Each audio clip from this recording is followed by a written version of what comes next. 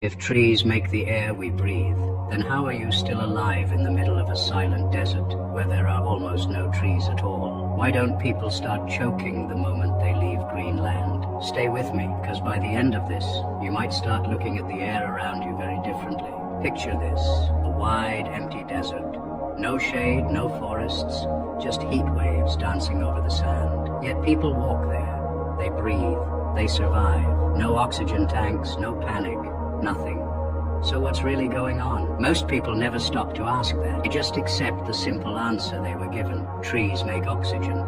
End of story. But what if that's not the full story? Because if it was, deserts should feel like danger zones for your lungs.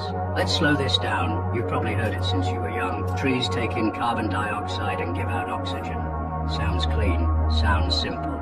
So naturally, you'd think more trees equals more oxygen, and fewer trees means less oxygen. Now imagine a place with almost zero trees, no thick forests, no green cover, just dry land stretching for miles. By that logic, the air there should feel thin, weaker, maybe even unsafe over time. But it doesn't. People breathe just fine in deserts. Travelers cross them. Cities exist near them.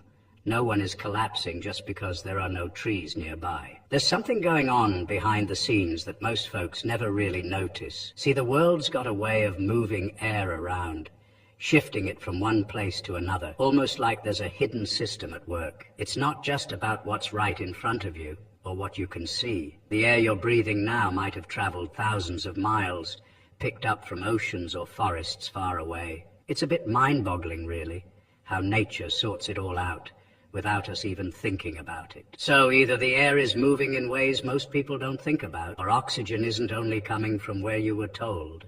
And that's where things start to get interesting. But here's the deeper problem. If you never question this, you build your whole understanding of the world on half-answers. You start to believe things without testing them in real life. You hear trees make oxygen and your brain fills in the rest, assuming trees are the main source everywhere all the time. But reality doesn't match that simple picture. Think about it. Open ocean, no forests.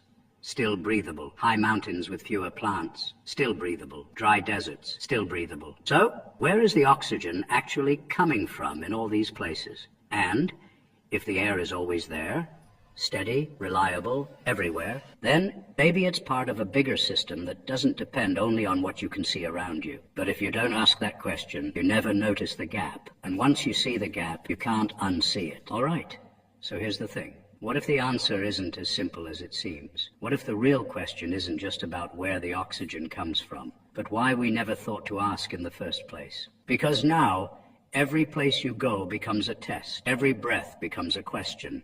But here's the real question you should leave with. If something as basic as the air you breathe is more complex than what you were first told, what else have you accepted without ever checking? If this made you think even a little differently, stay right here. Watch the next video. Because once you start asking these questions, you won't want to stop.